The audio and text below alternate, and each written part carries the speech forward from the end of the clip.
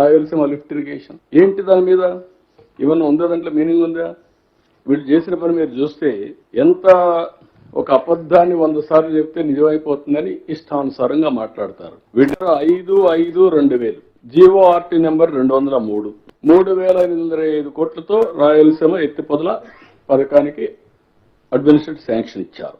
ఒక అతను తెలంగాణ అతను 15/5/2020 ఎన్జిటికి వెళ్ళారు. 25/5/2020లో ఆయన ఒక ఆర్డర్ ఇచ్చాడు. ప్రాజెక్ట్ ని మీకు ఫీజిబిలిటీ రిపోర్ట్ ఉందా, అనుమతులు ఉన్నాయా, సబ్మిట్ చేయమని అడిగాడు.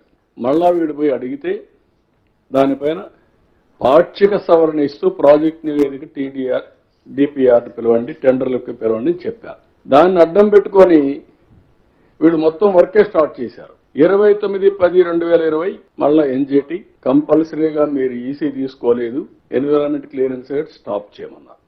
స్టాప్ చేశారు. మళ్ళీ 22/3/2024 డిపిఆర్ లేకుండా మీరు పనులు చేశారు కానీ ఫైన్ వేశారు. 2,65,00,000 వేశారు.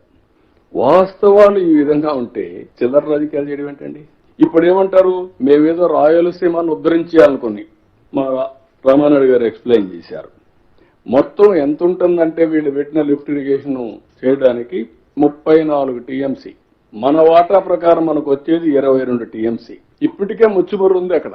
దాని ద్వారా నీళ్లు తీసుకోవచ్చు. నువ్వేదో పెట్టేశాను, నేనేదో పెట్టేశాను, రాయలసీమ కన్నా న్యాయం జరిగిపోయింది. రాయలసీమ పోయి చూస్తే ఎవ్రీ రిజర్వాయర్ నీళ్లు కట్టాం, ఎవ్రీ రిజర్వాయర్ను పూర్తి చేశాం. రోజుకు 3 టీఎంసీల కెపాసిటీ నీటిని తీసుకెళ్లే వెసులుబాటును మనం కూడా రాయలసీమ లిఫ్ట్ ద్వారా క్రియేట్ చేసే కార్యక్రమానికి శ్రీకారం చుట్టాం. దాదాపుగా 1000 కోట్లు ఖర్చు పెట్టి పనులు కూడా చకచక పనులు కూడా జరిగాయి. ఈ ప్రాజెక్ట్ ఎక్కడ పూర్తవుతాయి, ఎక్కడ జగన్కు మంచి పేరు వస్తుందేమో అని తన టీడీపీ కార్యకర్తల చేత దీన్ని అడ్డుకునే కార్యక్రమంలో భాగంగా కేసులు కూడా ఇచ్చిన వ్యక్తి చంద్రబాబు నాయుడు. ఎంత దుర్మార్గుడో ఈ మనిషి చూడండి. అయినా సరే రాయలసీమ దిగువన నెల్లూరు ఈ రైతులకు మేలు చేయడం కోసం తాగునీటి అవసరాలను దృష్టిలో పెట్టుకుని ముందుకు కొనసాగించాం.